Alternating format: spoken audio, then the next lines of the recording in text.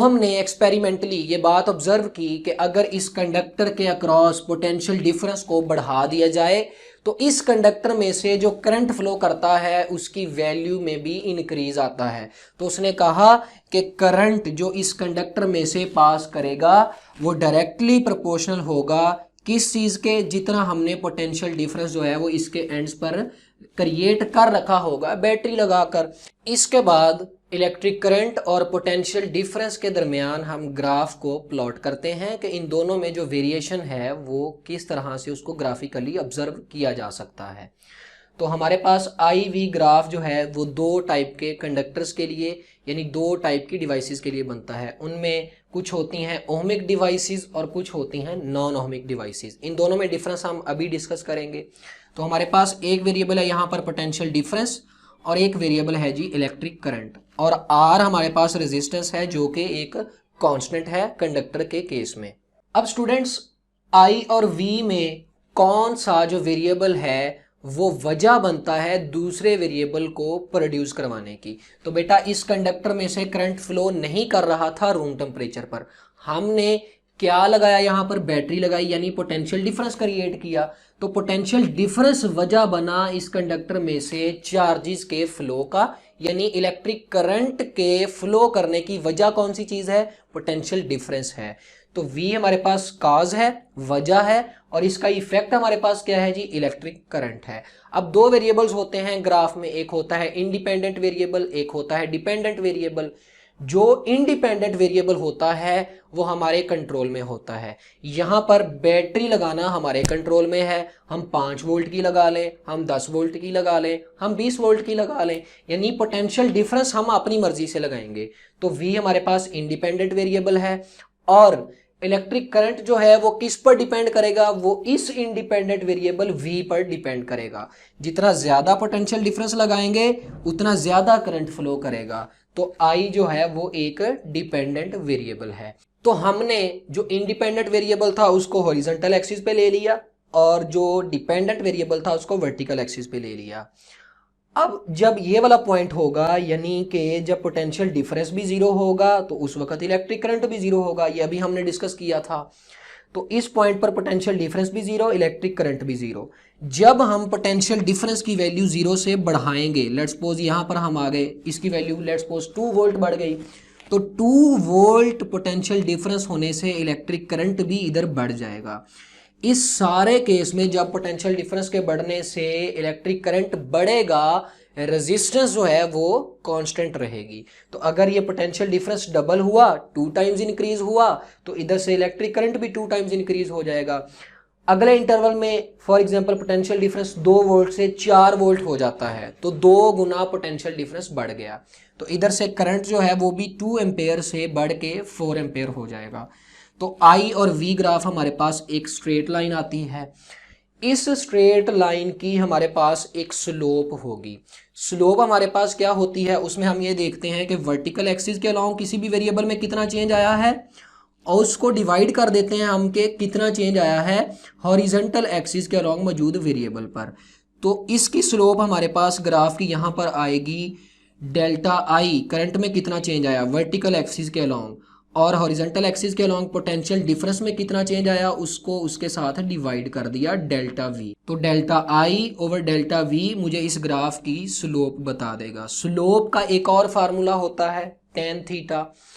तो यहाँ पर हम अगर इस ग्राफ की स्लोप फाइंड कर लें तो वो हमें क्या बताएगी। देखें स्टूडेंट्स, हमारे पास था I directly proportional to V, वहां से हमारे पास ये वाला रिलेशन आया।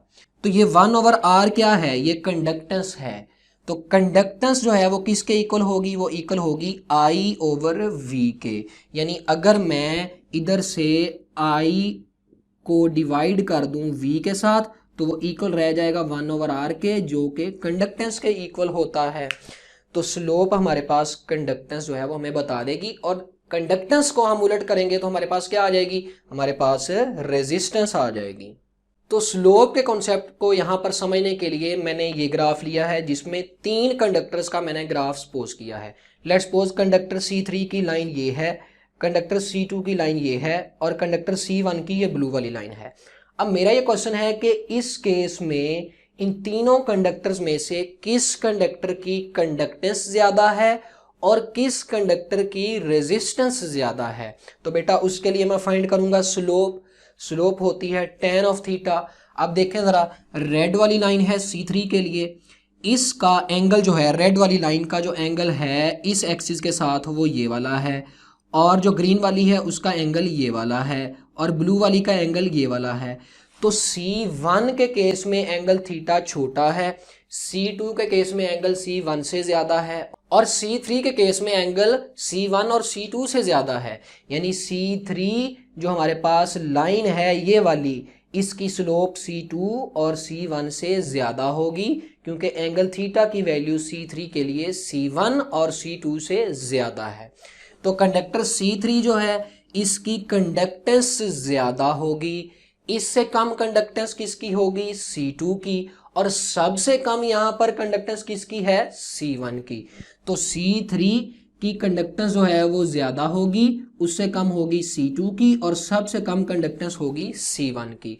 अब कंडक्टेंस रेजिस्टेंस का रेसिप्रोकल होती है, तो बेटा अगर C3 की कंडक्टेंस सबसे ज्यादा, इसका मतलब C3 की रेजिस्टेंस सबसे कम है, और C1 की कंडक्टेंस सबसे कम है, तो इसका मतलब C1 की रेजिस्टेंस सबसे ज्यादा है। तो स्टूडेंट्स याद रखिएगा कि ओहमिक जो हमारे पास डिवाइसेस होती हैं जो ओहम्स लॉ को ओबे करती हैं, यानी जिनके केस में R की वैल्यू में कोई भी चेंज नहीं आता, फिजिकल स्टेट चेंज नहीं होती, वो ओहम्स लॉ को ओबे करती हैं, और उनके केस में हमारे पास IV ग्राफ जो है वो ये स्ट्रेट लाइन होती है। अब हम बात कर लेते हैं नॉन ओहमिक डिवाइसेस की। नॉन ओहमिक डिवाइसेस वो होती हैं जो ओहम्स लॉ को ओबे नहीं करती। ओहम्स लॉ को ये ओबे क्यों नहीं करती, इसलिए कि करंट के फ्लो के दौरान इनकी फिजिकल स्टेट में चेंज आ जाता है, यानी इनकी रेजिस्टेंस चेंज हो जाती है, इसलिए ये ओहम्स लॉ को ओबे नहीं कर पाती। तो इनमें दो एग्जांपल्स हैं जी आपकी बुक में, एक है फिलामेंट बल्ब और एक हमारे पास है सेमीकंडक्टर डायोड। ये दोनों जो हैं ये नॉन ओहमिक डिवाइसेस हैं। क्यों नॉन ओहमिक डिवाइसेस हैं जी, देखें फिलामेंट जो है ये टंगस्टन का बना होता है। अब फिलामेंट बल्ब में से जब पोटेंशियल डिफरेंस के बढ़ाने से इलेक्ट्रिक करंट बढ़ता है, तो इलेक्ट्रिक करंट के फ्लो के दौरान फिलामेंट बल्ब के जो इलेक्ट्रॉन्स होते हैं उनका एटम्स के साथ टकराव बढ़ जाता है। क्यों बढ़ जाता है, जैसे जैसे करंट फ्लो करता है फिलामेंट में से उसका टेम्परेचर बढ़ता जाता है। टेम्परेचर बढ़ने से क्या होता है, नो डाउट टेम्परेचर बढ़ने से इलेक्ट्रॉन्स भी थोड़ा तेजी से मूव करेंगे, लेकिन जो आपके पास कंडक्टर में एटम्स होंगे ये वाले, उनकी वाइब्रेशन का एम्पलीट्यूड भी बढ़ जाएगा। तो इससे ये होगा कि इलेक्ट्रॉन्स के फ्लो में रुकावट ज्यादा हो जाएगी, कोलियंस की तादाद बढ़ जाएगी। जब रुकावट ज्यादा हो जाएगी तो रेजिस्टेंस बढ़ जाएगी। जब रेजिस्टेंस बढ़ेगी तो यहां से देखें रेजिस्टेंस का करंट के साथ इनवर्स रिलेशन है, ये देखें रेजिस्टेंस का करंट के साथ इनवर्स रिलेशन है। तो इससे क्या होगा, इससे ये होगा कि उस कंडक्टर में से टेम्परेचर के बढ़ने से रेजिस्टेंस बढ़ेगी, और रेजिस्टेंस बढ़ने से करंट की वैल्यू क्या होती जाएगी, कम होती जाएगी। तो फिजिकल स्टेट चेंज हो गई टेम्परेचर के चेंज होने से, यानी रेजिस्टेंस चेंज हो गई, तो ये ओहम्स लॉ को ओबे नहीं करते। तो अगर फिलामेंट बल्ब के केस में IV ग्राफ देखें तो वो कुछ इस तरह का होता है।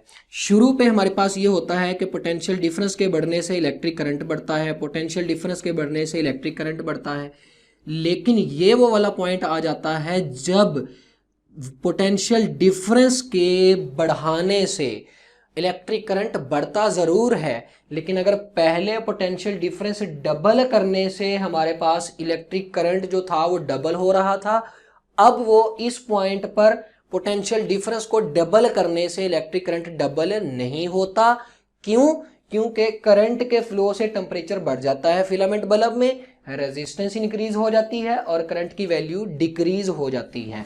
तो इस पॉइंट से देखें ये लाइन को स्ट्रेट जाना चाहिए था, लेकिन ये नीचे को बेंड हो गई है।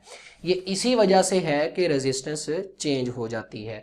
तो इस पॉइंट से आगे जाकर नॉन लीनियर बिहेवियर हो जाता है I और V के दरमियान। तो फिलामेंट बल्ब इसलिए नॉन ओहमिक डिवाइस है। ऐसे ही सेमीकंडक्टर के केस में भी जो है वो फिजिकल स्टेट चेंज हो जाती है। जैसे जैसे सेमीकंडक्टर डायोड में से करंट फ्लो करता है उसका टेम्परेचर इंक्रीज होता है। टेम्परेचर इंक्रीज होने से सेमीकंडक्टर डायोड की रेजिस्टेंस बढ़ती नहीं है, कम हो जाती है। जब कम हो जाती है तो इलेक्ट्रिक करंट की वैल्यू बहुत ज़्यादा बढ़ जाती है थोड़ा सा पोटेंशियल डिफरेंस बढ़ाने से। तो इसके केस में आई वी ग्राफ हमारे पास ये है। तो शुरू पर पोटेंशियल डिफरेंस बढ़ रहा है जी और साथ में इलेक्ट्रिक करंट भी बढ़ रहा है, लेकिन ये वो पॉइंट आया जहां पर पोटेंशियल डिफरेंस बढ़ाया ही नहीं लेकिन इलेक्ट्रिक करंट जो है वो बढ़ता जा रहा है। उसकी वजह यह है कि टेम्परेचर इंक्रीज हुआ, आर डिक्रीज हो गई, आर डिक्रीज हुई तो इलेक्ट्रिक करंट जो है वो क्या हो गया, इंक्रीज हो गया। तो सेमीकंडक्टर डायोड और फिलामेंट बल्ब ये दोनों जो हैं ये नॉन ओहमिक डिवाइसेस हैं, क्योंकि इनकी फिजिकल स्टेट चेंज हो जाती है जिसकी वजह से आई और वी के दरमियान डायरेक्ट रिलेशन नहीं रहता। तो स्टूडेंट्स मैकेनिक्स में हमने फर्स्ट ईयर में दो फार्मूलाज पढ़े थे। एक हमने न्यूटन सेकेंड लॉ पढ़ा था F is equal to M A, और इसकी एनालॉगस फॉर्म यानी सर्कुलर मोशन में हमने torque is equal to I alpha पढ़ा था। तो फोर्स काज है, वजह है, और इसका इफेक्ट क्या है, एक्सेलरेशन है, और मैस यहाँ पर कांस्टेंट रहता है जिसे हम इनर्शिया कहते हैं। इसी तरह टॉर्क क्या है, काज है, वजह है, और टॉर्क के लगने से एंगुलर एक्सेलरेशन प्रोड्यूस होता है, और आई हमारे पास क्या है, कांस्टेंट है जिसे हम मूवमेंट ऑफ इनर्शिया कहते हैं। इसी तरह इलेक्ट्रॉनिक्स में ओहम्स लॉ है। वी हमारे पास क्या है, काज है, वजह है, पोटेंशियल डिफरेंस, और इसकी वजह से कंडक्टर में से करंट जो है वो फ्लो करता है यानी इलेक्ट्रिक करंट इफेक्ट है। और आर हमारे पास क्या है, आर रेजिस्टेंस है जो कि ओहमिक डिवाइसेस के केस में कांस्टेंट रहती है।